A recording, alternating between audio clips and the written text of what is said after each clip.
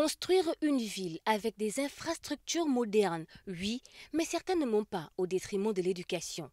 C'est du moins la position des élèves de l'école de Yopougon-Jesco, surpris mardi par des engins de destruction alors qu'ils démarraient une journée comme les autres.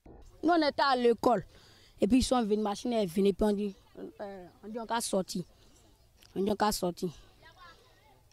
Et puis voilà, on a été cassé. Nous tous, on a tombé sur notre pleurer. Et puis on dit, il ne faut pas en pleurer, on va partir. Que lundi, on va venir sur les coincés. Cette école, d'une capacité d'accueil de 2000 apprenants, a été réduite en décombres par les agents de service du nouveau gouverneur installé dans le district d'Abidjan, laissant élèves et parents dans une situation alarmante. Quand on vient de dommager nos parents, parce qu'ils ont payé terrain, puis ils sont venus construire dessus, ça nous fait mal. On dormit où? Parents des gens dans ce goudron, ça nous fait mal. On dormit où? Les gens dans ce goudron, tout le monde, enfants de combien de mois, eux tous dans ce goudron. Est-ce qu'ils ont parti au plateau, ils ont donné l'argent, non? Ils sont venus payer nos quartiers, donc ils sont venus de dommager nos parents.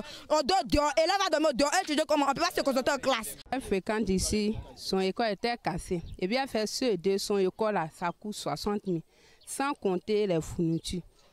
Mais quand on met dedans, ça peut arriver 100 000. Composition simple qu'ils vont faire là, ils vont dire on n'a qu'à payer. Si tu ne payes pas là, ton enfant ne peut pas composer. Donc à l'école, ils ont cassé avant. Ma fille là, elle a pleuré jusqu'à donc elle est là. On ne sait pas ce qu'on fait. Donc là, si ils vont chercher une solution, là, quand chercher une solution, nos enfants ils vont partir à l'école. Des interrogations et des réclamations. Mais qui pour répondre?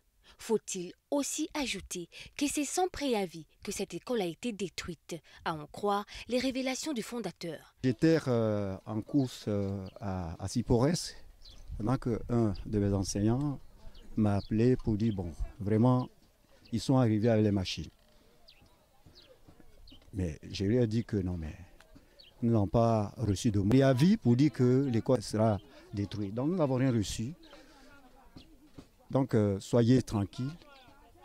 Mais il a dit, ah, j'ai fait tout pour être là parce que l'allure là.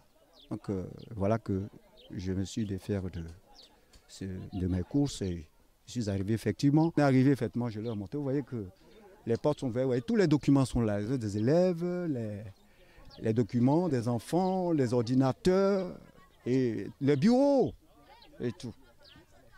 Et ils ont vraiment constaté. J'ai pensé qu'ils allaient me donner une réponse pour pas. Ben, j'attends la machine derrière, boum, ça a touché. En même temps, ceux qui sont dit, ah, monsieur, vous voyez que ça a commencé à casser, hein, donc si vous pouvez sauver les documents. En quelques minutes, élèves et responsables ont dû essayer de récupérer le maximum de leurs affaires scolaires, livres et ou appareils informatiques. Dans cette opération de destruction, même les lieux d'habitation ont été touchés. Faut-il croire que l'ambition du nouveau gouverneur est de détruire tout le district de Yopougon-Jesco? À mon arrivée, je constate que des maisons sont effectivement détruites. Des écoles sont démolies. Il n'y a pas 2 jours, on nous présentait une Côte d'Ivoire qui paraît, qui transparaît et qui émerge. Mais là, je me pose la question, y a-t-il 2 Côtes d'Ivoire? Parce que dans cette Côte d'Ivoire, il y a des populations aujourd'hui qui sont sans abri.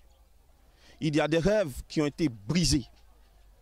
Et je voudrais lancer en même temps un message au gouvernement pour leur dire que ce qui se passe ici à Yopougon n'est pas juste. Ce n'est pas juste. Quelle est l'urgence? Casser des écoles en pleine année scolaire? Ce n'est pas normal. Ce n'est pas normal.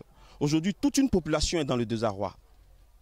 Et je voudrais interpeller tous les Ivoiriens, dès aujourd'hui, à jeter un coup d'œil sur ce qui se passe ici.